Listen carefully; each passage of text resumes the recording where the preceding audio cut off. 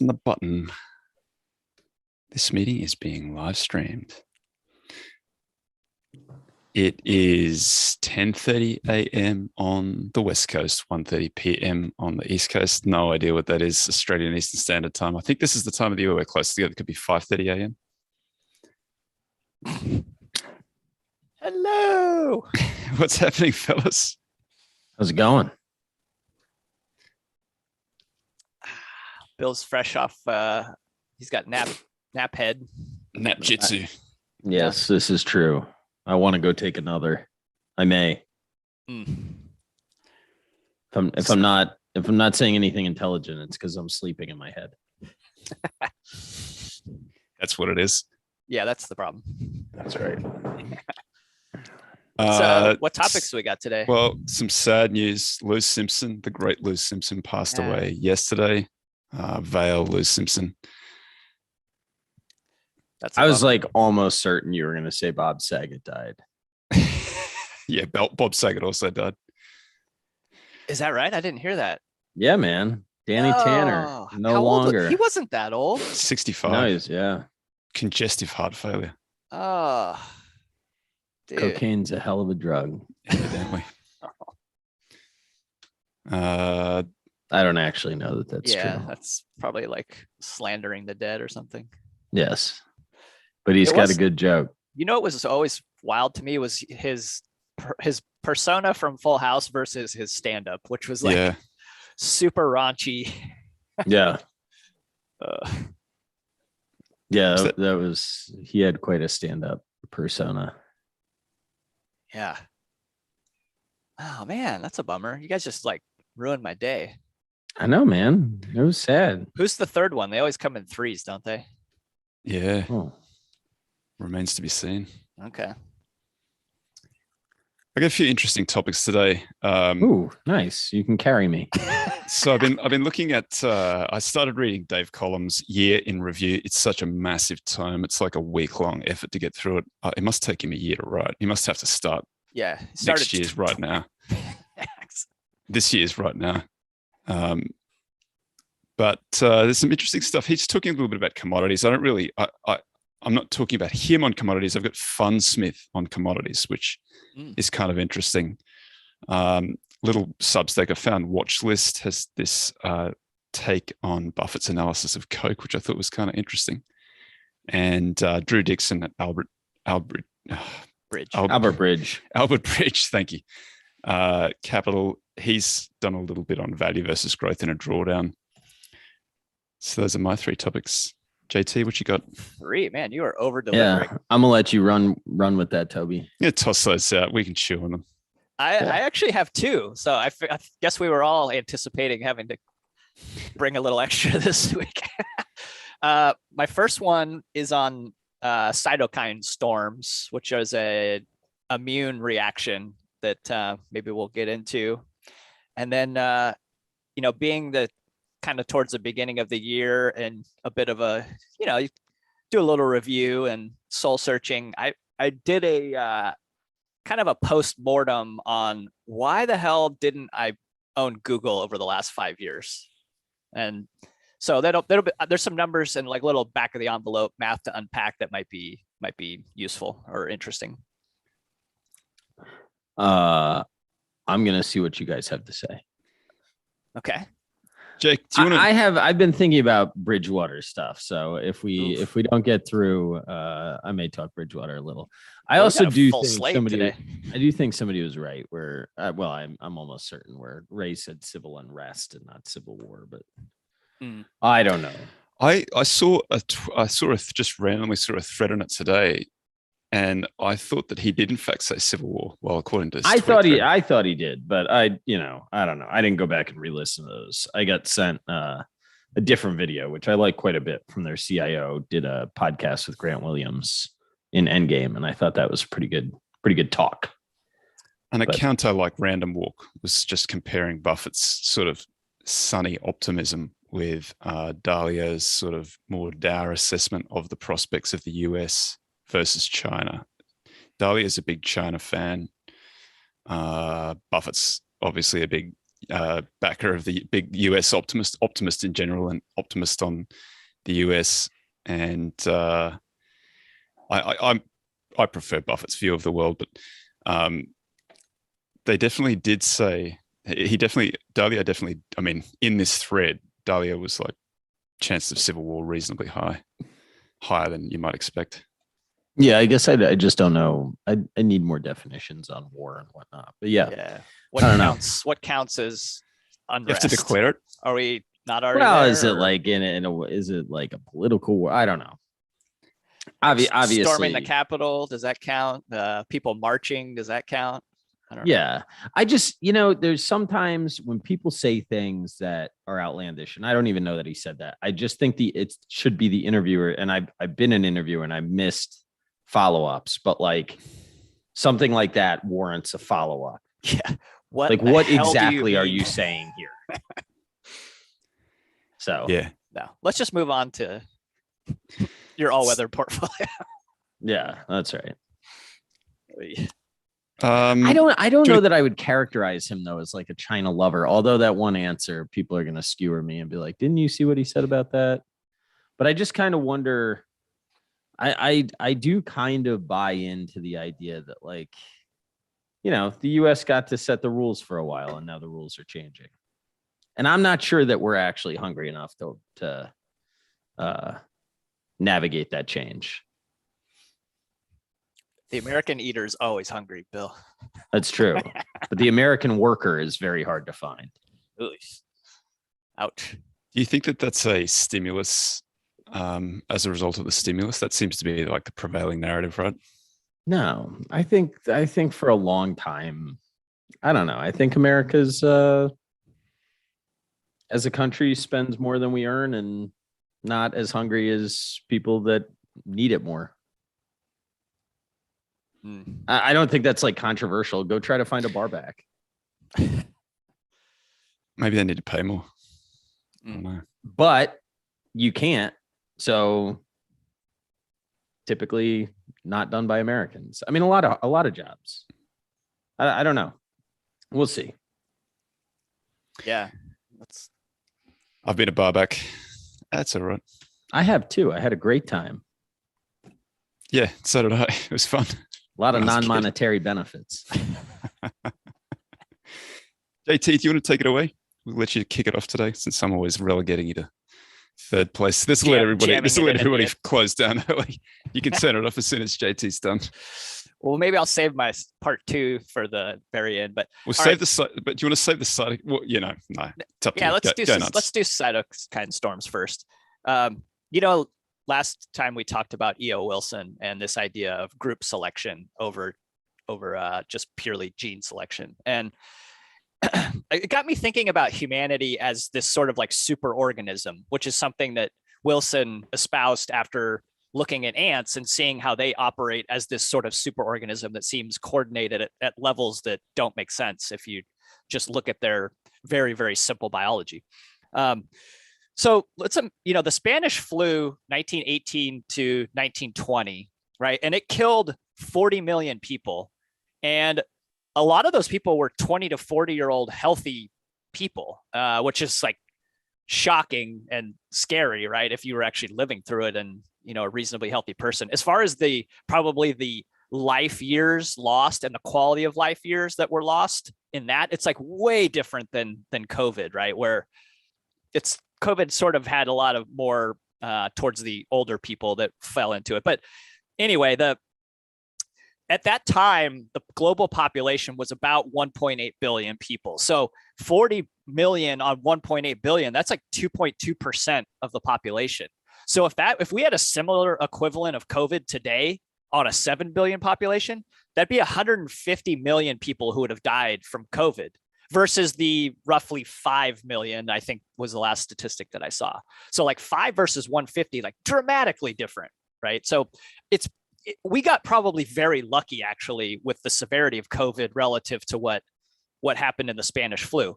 And what was going on there was why young people were hurt and killed by the Spanish flu was that it created this thing called a cytokine storm. And cytokines are this immune response that are normally okay for your body to do. Like they circulate through your blood, but they cause inflammation and they help activate the immune system. But if they get to be too many of them in your blood, it will then impact your organs, and organs will shut down and people will die from that.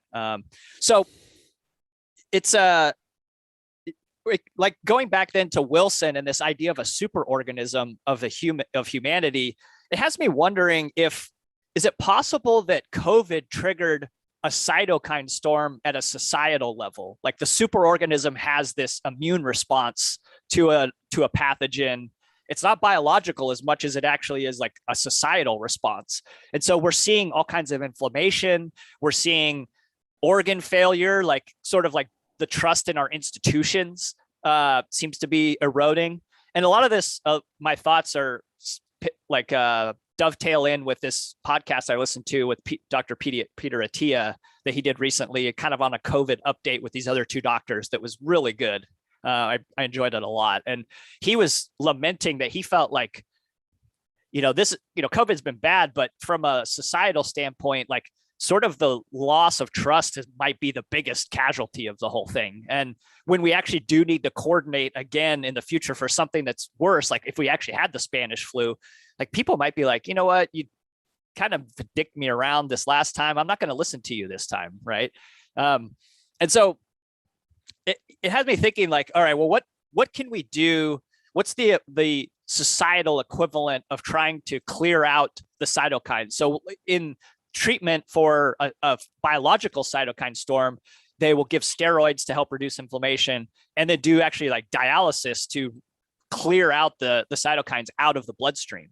So what's the dialysis that we could all be doing from a societal level to remove some of this inflammation and get back to, get back to a normal amount of trust and interaction and sort of belief in our systems? And like for me, it sort of comes back to kind of controlling your own things where, go for a walk in nature, like lower your stress levels, I think try to be kind to each other and maybe practice the golden rule of treating people how you'd want to be treated.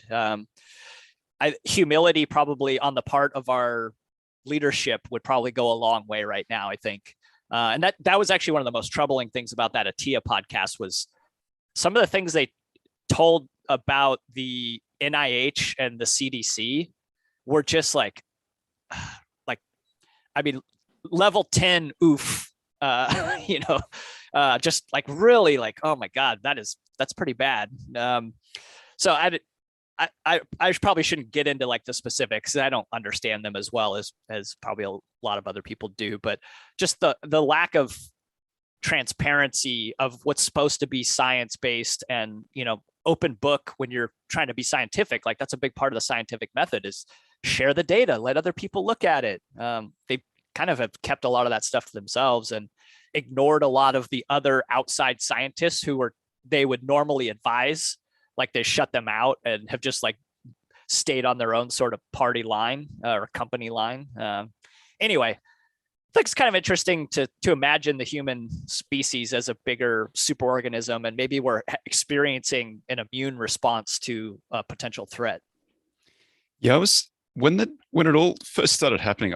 To be fair, I just spent a weekend with Chris Cole, and Cole's like a tail hedging guy, so I'm always I think he's like one of the sentinels who's way out on the edge watching for things happening. And then we came straight back. I came back from that and I was sitting in the airport away from my family reading Zero Hedge on COVID. Sell everything. Yeah. I mean, not so much, it wasn't even at that stage yet. He was just saying, here are all of these satellite shots of China where they'd like, they've got these huge. Well, they were burning things. And they were saying like they're burning all of these bodies, and they had all the pictures of people like falling over in the street. You remember that? Yeah, I remember. They were like welding people into their houses and stuff like that, which seemed pretty frightening. And I have read books on Spanish flu, which sort of followed World War One. Came out of World War One, and so I was pretty nervous about that. You can go back and listen to those podcasts that we were recording around that time. I thought this is, as you're describing, like the Spanish flu was massively impactful to the working age people, and society was potentially could have collapsed at that point. And that's societies collapse all the time. You go back through ancient history, like there's some scary stuff that happens when Carthage against the Romans, like the Romans defeated Carthage and then obliterated Carthage. Like there's no Phoenicians left anymore. There are lots of these things have just disappeared. So I was somewhat nervous that was going to happen. Clearly none of that's happened. That was as it's gone on, it seems not quite as aggressive as it may have first appeared. But that was a bit of luck for humanity as well, right? Like it could have been that we didn't know. Like you should prepare for it as if it's going to be. Not that I think that there's much you can do to sort of avoid it, but prepare for it as if it is going to be that way. Get some food and that sort of stuff. Yeah. I have nothing to add. Yeah, sorry. Someone commented the other day that we've criticized Spanish moss, Spanish flu.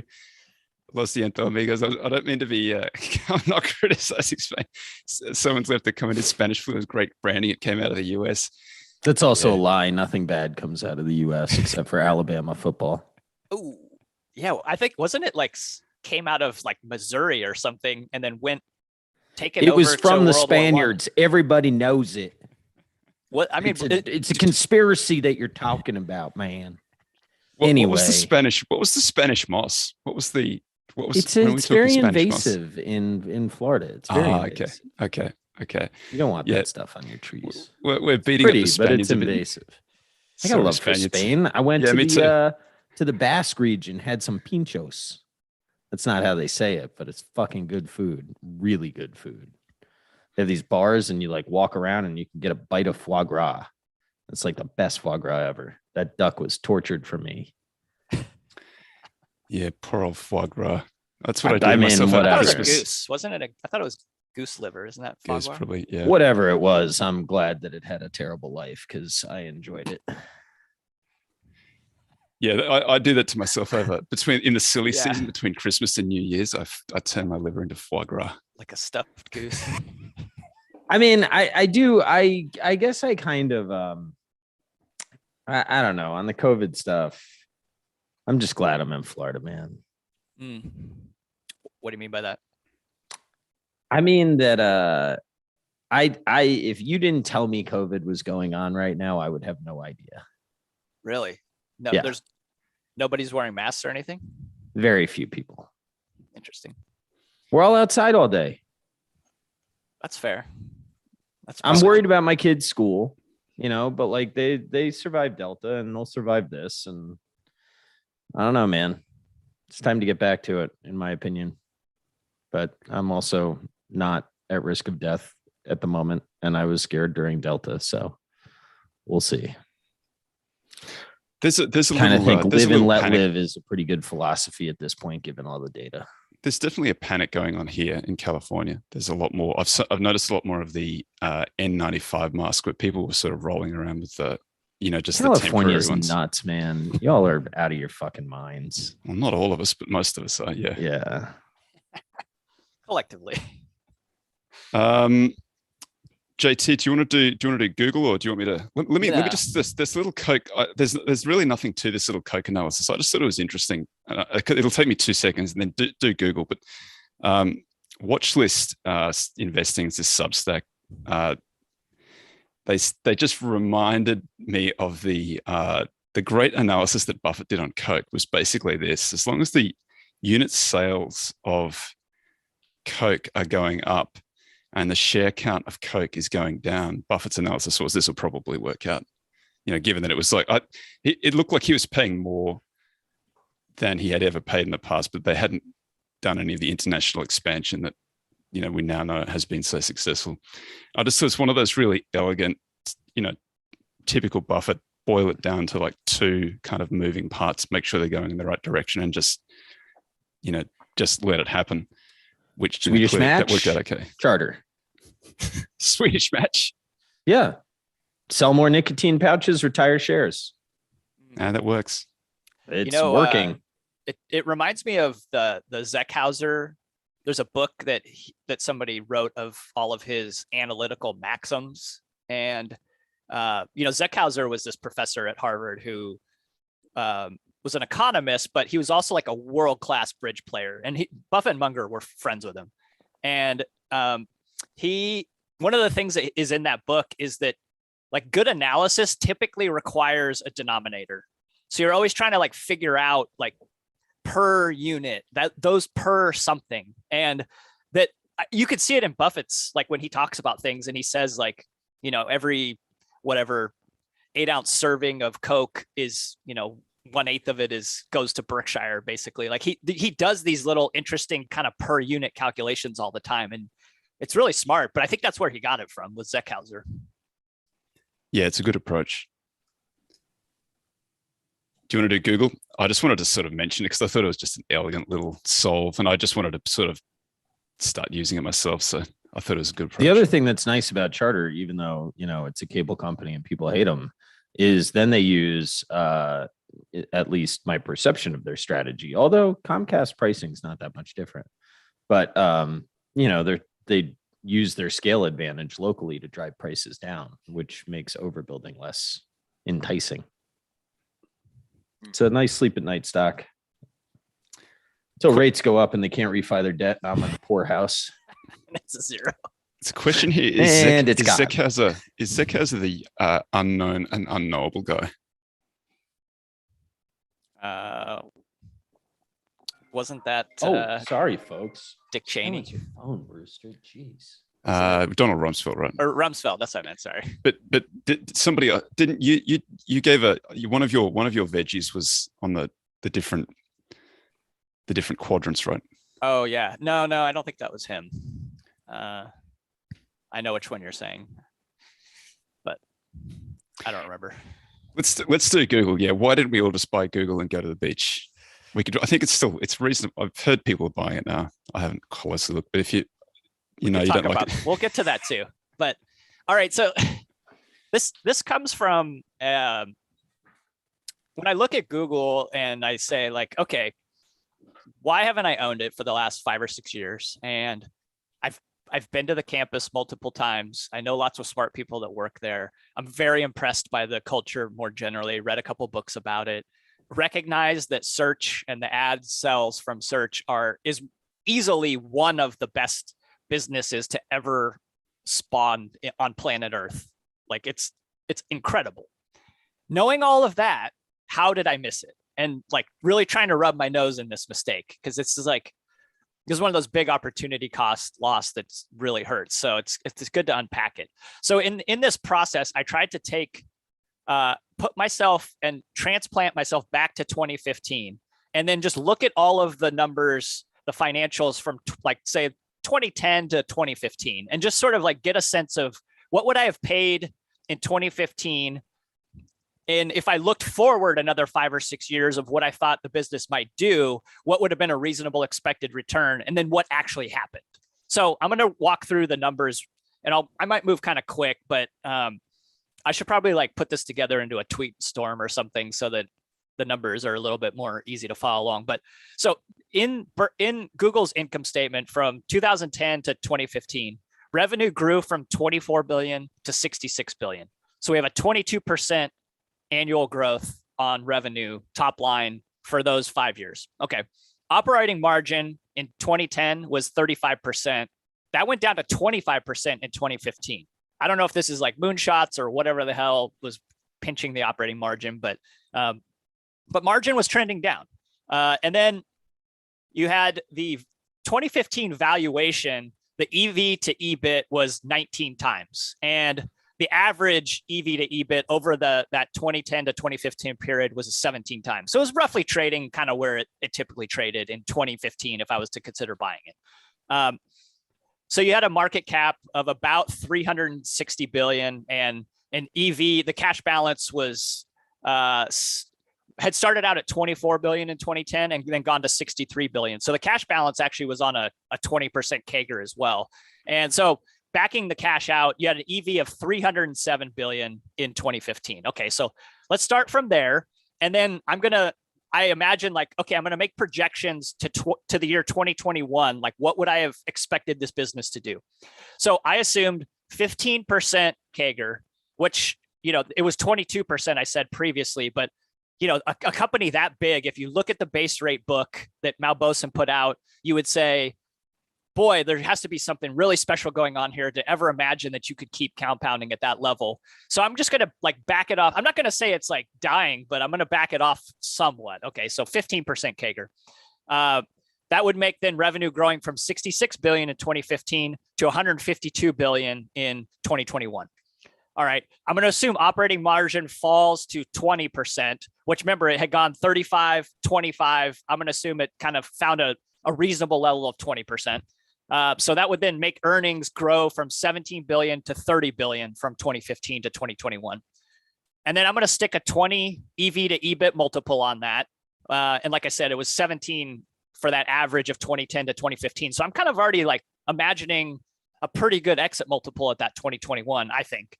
And so you end up with an EV of about 600 billion, right? And so grow that cash balance again by 15% CAGR to then back into a market cap of 455 billion then is what I would have come up with as my projection of the market cap in 2021. So 360 in 2015 that was known, my projection's 455 in 6 years. That's a 4% CAGR. Okay, that's not that amazing. And I thought I gave them reasonable credit. I gave them a 15% top line growth. I gave them a 20% multiple or a 20% or 20 times multiple, 20% margin. These are all pretty healthy assumptions, I think. I'm not going crazy. Well, what actually ended up happening? Okay. Revenue grew to 182 billion, which was an 18% CAGR. So the revenue growth rate slowed down a little bit. I gave them 15. They came in at 18. All right. Not that far off. Operating margin came in at 23%. I gave them 20. All right. We're not that far off there. So you get then an EBIT of 42. Here's where it went sideways for me. Multiple went to 31 times EV to EBIT. I was giving them credit for 20. Okay. So I was off by quite a bit. So that comes in at 1.3 trillion for the EV then at that point. Back out 137 billion of cash, and you end up with a market cap then of basically 1.1 trillion in 2021. So share count basically stayed flat, they retired whatever they were whatever they issued in stock options to all my friends that work there. So you ended up then the market cap going from 360 in 2015 to 1.1 trillion in those 6 years, which is a 22% CAGR that I missed. So my projections, what I thought were reasonable, came out with a 4% potential CAGR, and it ended up coming in at 22%. And basically, I was a little too pessimistic on top line, and I was a little pessimistic on margin, but I was way too pessimistic on what everyone else was willing to pay for it at 20 versus 31. So is the analysis that you didn't make a mistake because on the analysis that on the facts that on the assumptions that you made at the time, it was the right decision?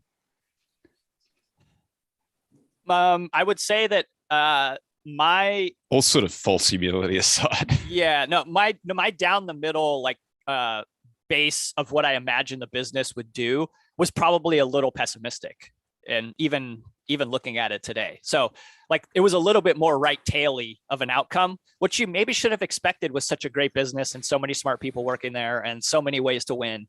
Now here's where it gets insane. In the last 9 months, so trailing 12 months from the last report, which was 9/30/21, revenue has grown to 239 billion, which is a 44% CAGR over the last 9 months.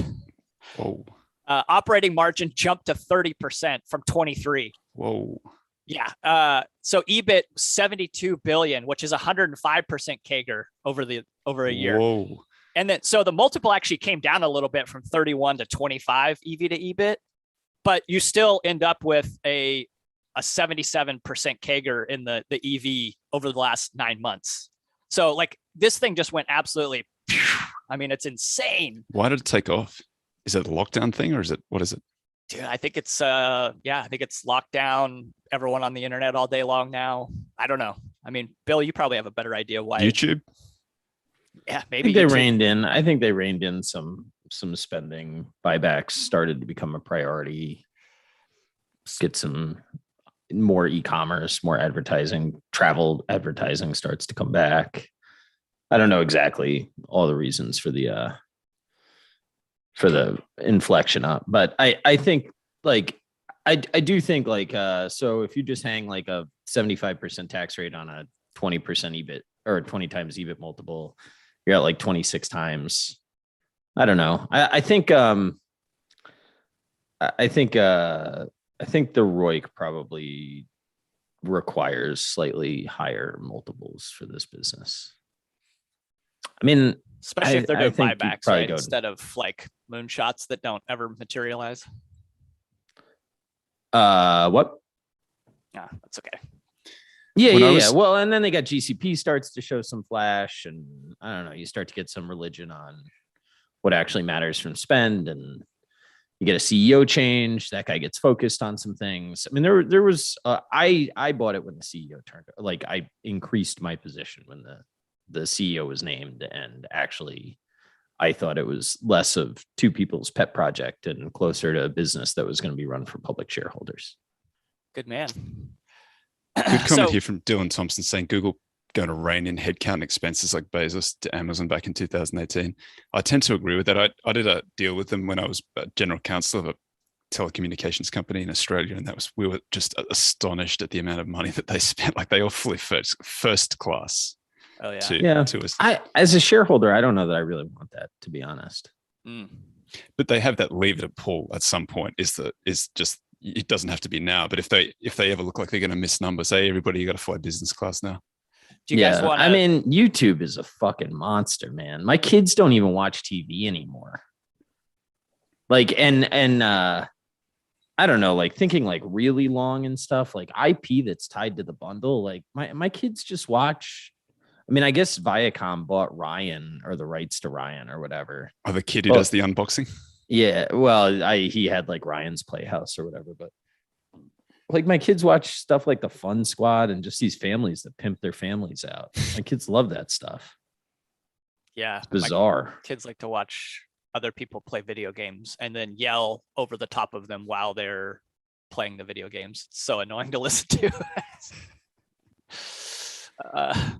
I mean, the other thing is like, you know, I was doing Google, just they have a lot of stuff that's like working in a big way. Like I was doing Roku research and asked some of my international peeps, like, how do you guys watch TV? And the amount of people that are watching on Android stuff, I think, you know, as a US focused person is easy to miss. And then like, once you think global, Google's a monster. Do you guys want to try walking forward 5 years from here to see what might look like? Just before you do, there's a good comment from Wolfflow. They took away the dislike button, so there's nothing not to like. That's a good one. Well, I see dislike on ours right here. Oh, but they don't count them. They just sort of you can, that I don't like. You mash that button. It's just for you. Smash that dislike button. It's a bad idea.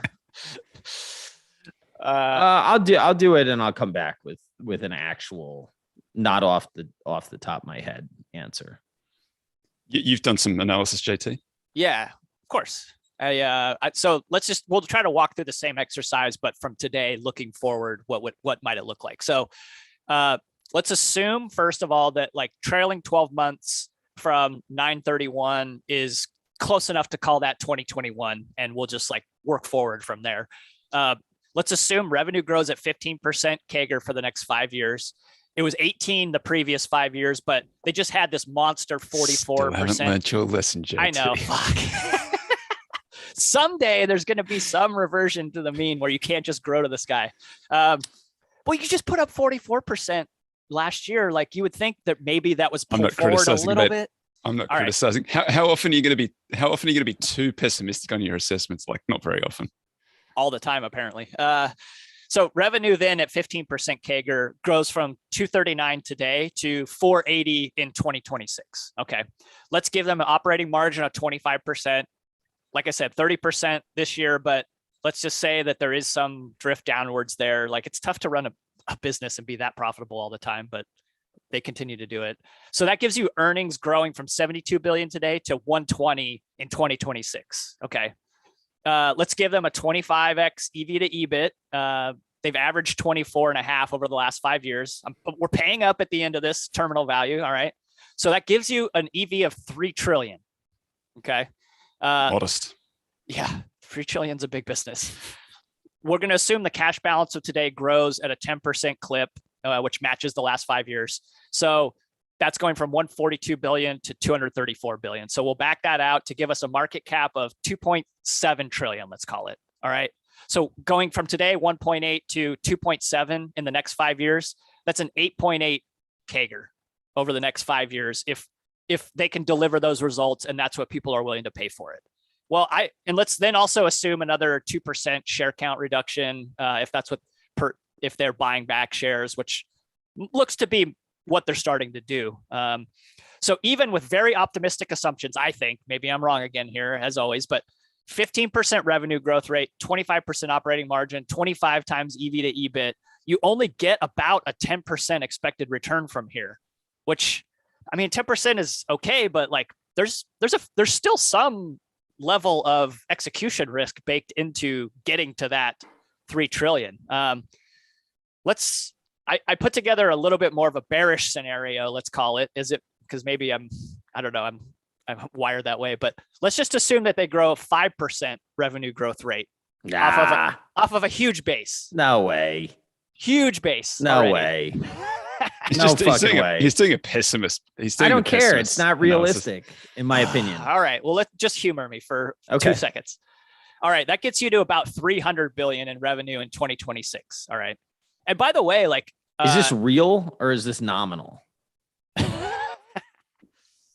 Does it matter? That's because I mean, if we're going to say inflation, like 5% is inflation. Yeah, that's right. Yeah, like, all right, fair enough. Call it real. But let me remind you though that 2019 revenue was 160 billion. So we're 2xing revenue from 2019. Okay, like this isn't insane. There was a big change from 2020 till now. I know. Like exactly. The world did change. That is true. All right, let's shrink operating margins to 20%. They were 22% in 2019. So this isn't like unprecedented. That actually changes earnings of 72 billion today to 61 billion in 2026, right? Because they've just been like so blow it out for the last year. Let's give them a 15 times EV to EBIT, which was the average from 2010 to 2014. So again, not unprecedented.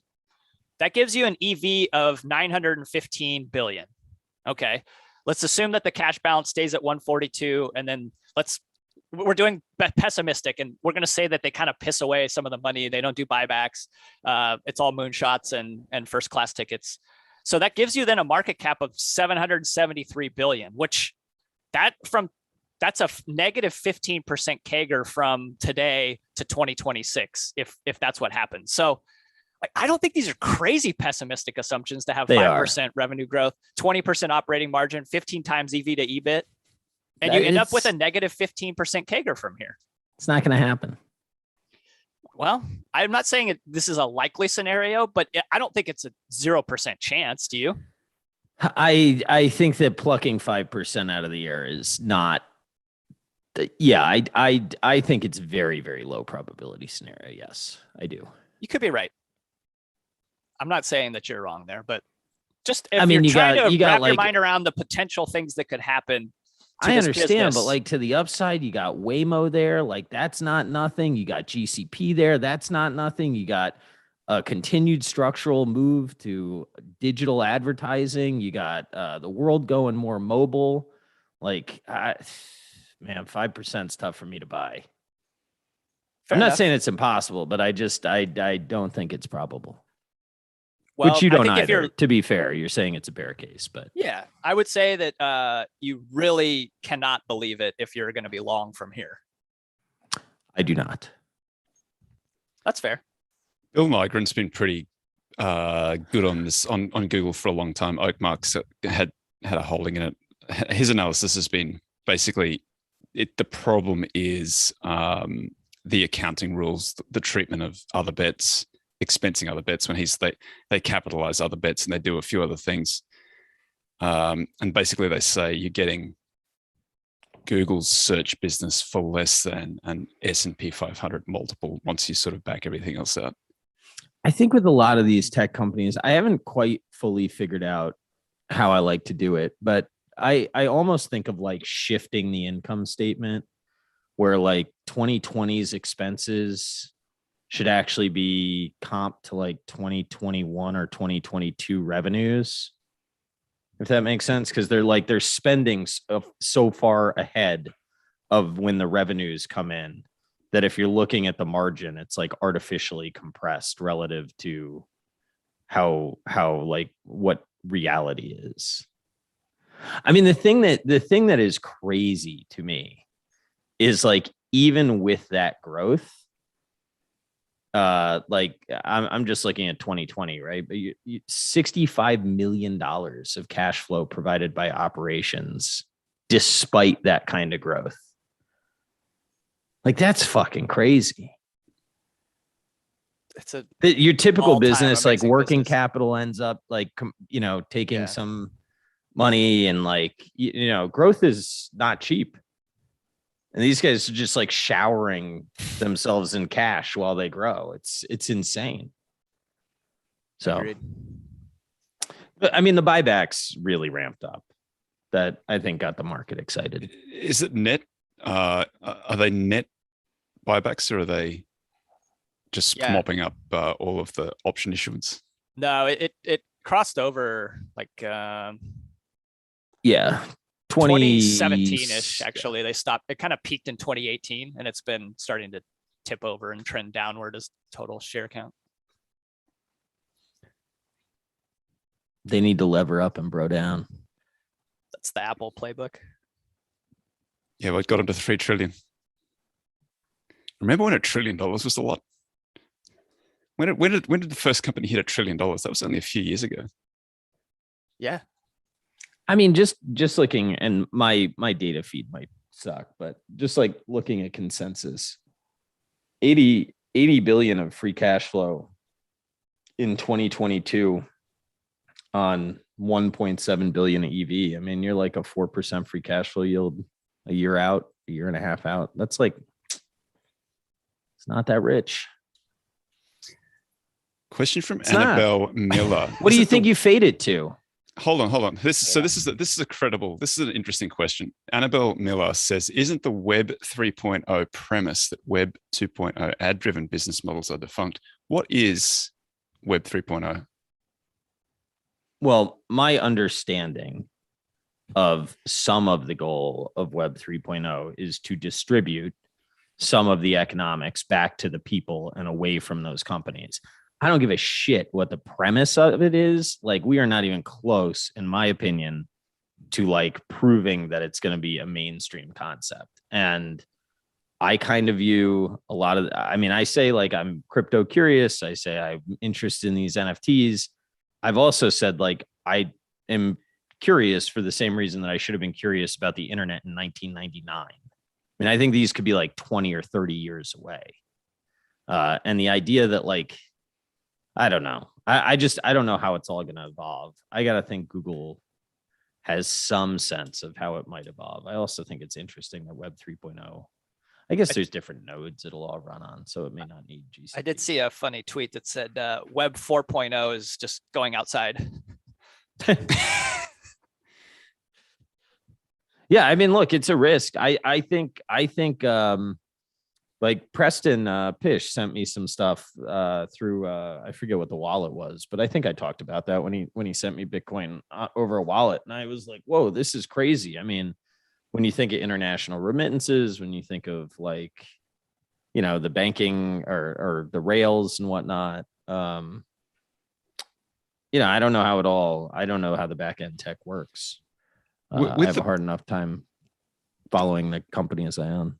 With the possibility for Web 3.0, this like distributed, approach, how do you feel about something like Facebook's metaverse? Are they trying to like AOL walled garden, just going at the wrong direction? I think it's like something, my perception of what Zuckerberg sees is the next iteration of social. And I think that, like, I think the error that people make dismissing the metaverse is they see the numbers and it's a flashy, like it's obviously a marketing ploy, like what it's called and whatever. And then people are like, well, it's not getting adopted today, therefore this is stupid. But like, I mean, I agree, Oculus has a long way to go. Like, I'm not sitting here saying, oh, it's tomorrow, we're all gonna like plug in.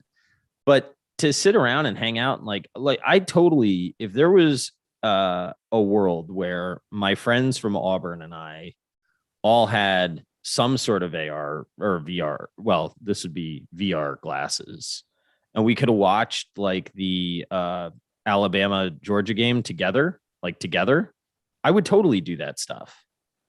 And I think that's kind of what like Zuckerberg sees. And then I think that it's very real when you apply it to business. Why can't you just put the game on at your house and like open up a Zoom pointing at you? Well, because it's 2-dimensional and not 3-dimensional.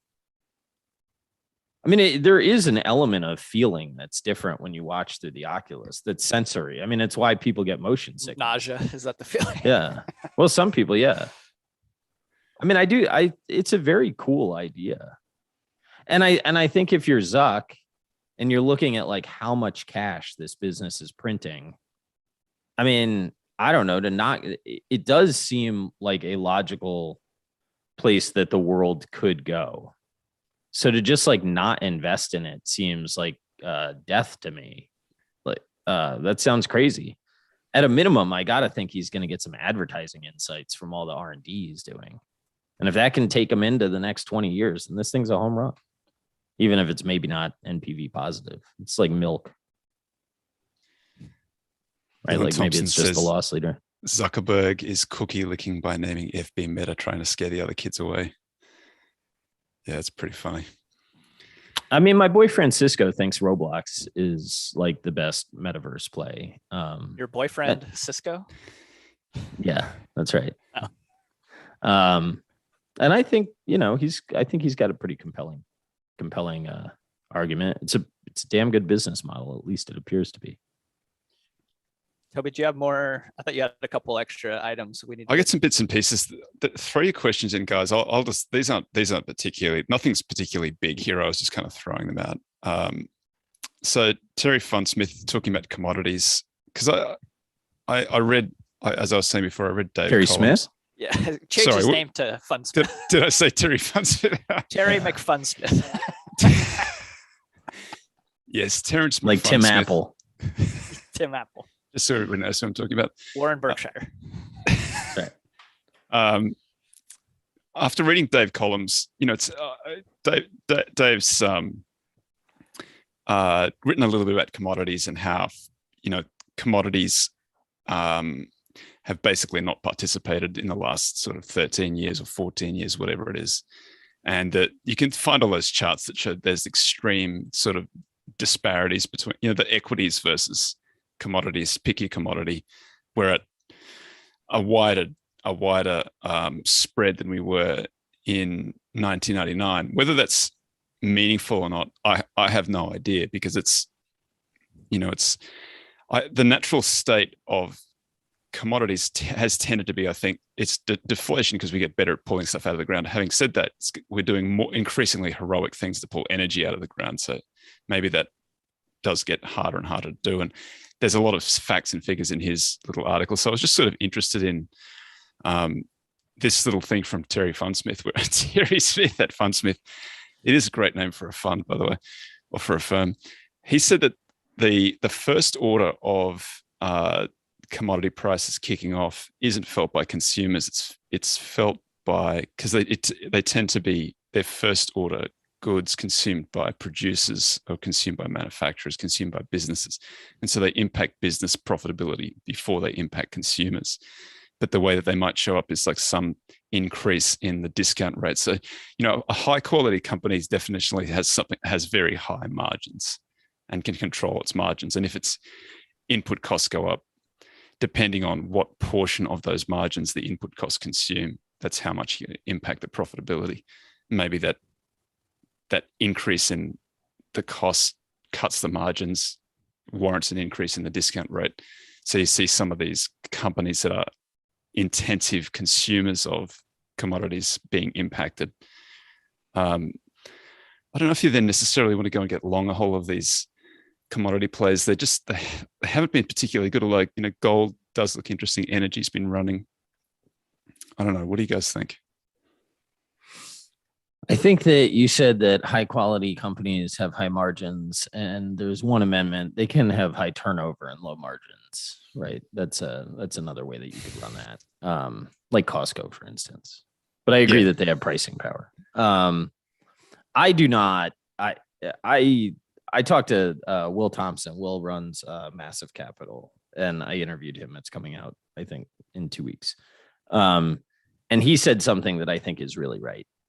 And I think it's been somewhat similar when I pitched banks in the past, like big banks. Although Wells, I actually do think was an asset specific thesis. When you get generalists that are pitching big commodity companies, it's basically a macro bet. Yeah. And that rarely goes well. And I think it's interesting that a lot of people right now that I see just in the chatter and whatever are like, commodities are cheap and everything else is expensive.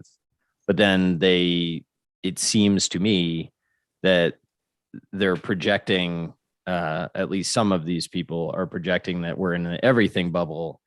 And my question is, if the everything bubble pops, it would tend to suggest to me that commodities would go down, like commodity quantity demanded would go down. If the quantity demanded of a commodity goes down, the operating leverage bucks you hard. And that is like a technical term. And I think that maybe CFA level 3. Yeah. Like then they're not so cheap. Right. On the other hand, I see what's going on with lumber. And it's like, man, this, if this sticks, oh my. So I don't know. I see Mike Mitchell's been in the comments. There you go, Mike. We finally got into lumber. Yeah. So I don't know. I mean, I think it's really, I understand why people like commodities right now. I just also, I don't know, man. Cheap cyclicals, generalist pitching commodities, generalist pitching big banks. It's, I'm not sure how the base rates work on that. JT? Hard to unpack. There's a lot of moving pieces to all of this, right? Like, I think it's pretty safe to say, I think that, and like Einhorn has observed this, that the capital that's gone into those industries has really been shut off and pinched off. And there's been a lot more capital, a lot more interest going into software projects than there has drilling for oil or, or iron ore or something. So I don't know. Like, I think these things all move in cycles, and eventually there's some reversion to the mean on all of them. I don't know how long that takes. I don't really care what generalists are saying or doing, or I wouldn't try to use that as a measuring stick for much. Like, that's basically like Mr. Market adjacent. Like, but I don't know. I think long term, very long term, I think that long commodities is short human ingenuity, and I wouldn't really want to be short human ingenuity for a long time. I guess what I would say about the generalist comment that I made is, like, if you listen to Mike talk about lumber, I think that's how good you have to be in commodities. Like, it's not a game to just, in my opinion, look at and be like, yeah. Now, that said, which investment space is the right where you should just have a kind of half-assed understanding and just be there's none. I guess my personal problem with the commodity thesis is the amount of time that I'm going to sink into learning about it. I don't view it as particularly transferable in the future. And as someone that is like just trying to figure out how to leverage time better, because I have like none of it right now, it's just not really where I'm going to spend my time. And if I have an aversion, that's probably the actual answer as to why. I do think that like if these EVs, like we'll cite some stats on how much it's going to take, like how many years of lithium production we need in order to actually go to EV. It's insanity. Like we just fundamentally don't have it. The other thing that I think is somewhat funny is everybody that's talking about climate change and hailing EVs as the solution, like dig a bunch of holes in the ground, fill them with like acidic runoff, take all these natural resources out of the ground and put them in batteries. Like we're going to have a different climate problem. It may be like a resource allocation issue or whatever, but I think there's maybe some unforeseen second order effects from all this rah-rah that people may wake up and say, oh, well, the devil we knew was better than the one we ran to, but time will tell on that. And then what? Yeah. What we need is an asteroid that we can harness that has all of these rare earth minerals in it and land that thing. Maybe it'll land all by itself. Yeah. Maybe something will fling out of the Kuiper belt and get us. Maybe it'll come in at too high a speed. Yeah, somebody mentioned before that Bill Miller, who's sort of in the process of stepping down, and like last year or the year before, I think he said he'd become a billionaire. And this year or recently, he said that 50% of his net worth is Bitcoin. Yeah, dude, he's been pitching Bitcoin since like 2015. He's got that Preston Pish money. And the other 70% is Amazon. Yeah. Is that how math works? Yeah. Well, I think that's right. If you're levered up. I saw a question before about small cap value versus value generally. It's tough because I spend a lot of time in mid and large and small. The smalls are, I don't know if this is always the case, but the smalls are definitely not as high quality as mid and large are.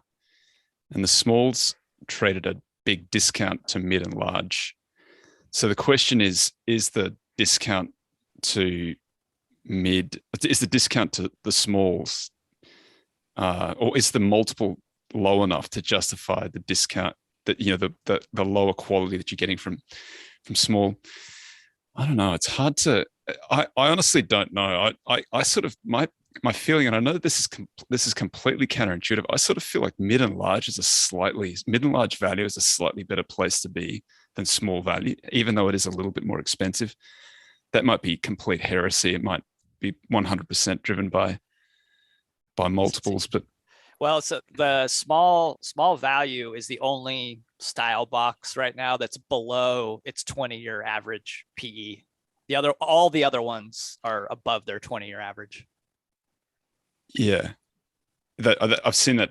I think I talked about that a few months ago, where that the bottom, if you can visualize that style box with the 9 things, and on one axis is the size, and on the other axis is like value to growth.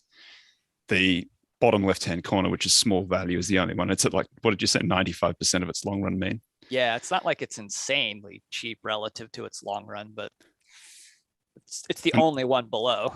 Yeah, I think you run up, if you go up that left-hand column, which is all the value stuff, I think large value is at like 105%, and I think mid value is at like 101%, and then going out to like the top right-hand corner is like 165% or something of its long run mean. Oh, sorry, whatever that large growth is at 165% of its long run mean. I don't know. It's hard to. I personally have a lot of difficulty working out which one's going to outperform, because they are at a discount, but they are better also. Well, the smalls are worse, and I don't know if this is like a product of, I think I said Sarbox last time, Sarbanes-Oxley. Just makes it harder to, it's like $1 million more expensive, or it was last time I looked, $1 million more expensive to get listed as a result of Sarbanes-Oxley than it had been before then. And so what companies tended to do was to stay private for longer, like Facebook, where previously that might have come out public as a small, they just wait until they're mammoth before they list. So they have a chance of hitting the index pretty quickly, the big index. I don't know is the answer, but I have a slight feeling that maybe it's going to be mid's where you want to be. Yeah. trade-offs. I have nothing to add. Drew Dixon, Albert Bridge, I tweeted this out last week. Drew Dixon had this little take on what happens in the next big drawdown because, if growth seems to be expensive, but growth's been so beaten up over the last, I guess, since February 12 last year was the date. So we're coming up on a year of growth being beaten up. Value's had a little bit of a run, but still the spreads I honestly don't know how these aggregated numbers are working out, but the aggregated numbers are still saying the spread is as wide as it's ever been. And Value ran to like May last year, and it's been losing ground to the index ever since, losing ground. None of the aggregated figures match what my like intuitive narrative would say is going on. So I honestly don't know. Just trying to buy cheap stuff that's flowing cash and buying back stock and not worrying about it too much at this point. Just kind of hoping that it all works out. Yeah, bottom up. Bottom up, folks. Yeah. So after all that, my long rambling answer is bottom up. Well, I don't know. Jerry Cap came out on Avlara or whatever, and I think that ideas like that, not necessarily that idea, but I could get down with buying smaller companies that have like a very, very long growth runway and high structural margins like that I could get down with. Obviously the nuances all matter, but is it time to start picking through the growth wreckage yet? I kind of think so. My gut says growth rallies. Yeah, there's some stuff that's expensive. Like I'm amazed that when I look at Kathy's portfolio, as much as it's down, I look in there and I'm like, there's still some crazy kind of valuations in here. I mean, Roku, I just haven't quite gotten to, but that's one that I've been looking at and thinking about for a while. I don't know. There's somebody sent me a chart that showed, the not the hype cycle, the other one where this is not the hype cycle, it's something else, and they just overlaid ARC over I haven't shared it because I don't have the source yet. I've asked for the source and the permission to share it, but when I get it, I'll send it out. But basically it, when we have the kind of the bubble run, like the tulip kind of pathway, there's this run up to a huge peak and then it pulls back, and then there are the dip buyers who come in pretty close to the top, and they dip buy, and there's a little rally, and that's when you get the final flush. And basically the two charts over it's kind of spooky how close those two charts are. Now I know that laying one chart over the other is just complete bullshit analysis, but it's an amazingly good fit. That was my comment. So it's funny. I'll get some permission to share it and I'll tweet it out. It's interesting. Oh, I gotta follow up on XPEL. I said that I would work through XPEL on value after hours in real time. So here's where my work is at. I have done some surveys of some of my friend group. I need to have a more diverse data set. I remain pretty concerned about the total addressable market here. And at the end of the day, I'm just not sure that I'm going to buy how big it can grow into, but I am remaining open and trying to disprove confirmation bias. So, talked to a Mercedes dealer today, and they said that they rarely install it on anything, but the Porsche dealer installs it on a lot. So I thought it was kind of interesting that a Mercedes dealer is rarely installing it, but potentially Mercedes owners don't love their cars. That's possible. It's time, amigos. Yeah, go ahead. Yeah. Sorry, JT, you got something to add? Oh, I talked to actually the local Mercedes dealer in this area, and something like 80% of the cars are just leased. So if you're leasing a leased car, you're not going to wrap a leased car, right? Unless they can tell you we're going to hit you so hard on the paint when you bring it back that it makes sense. But I tend to agree with you. So then I go to like, all right, even if your front's $2,000, like how expensive does your car actually need to be? And my gut tells me 50 grand and higher. Yeah. And it probably needs to be a dark paint more, right? What?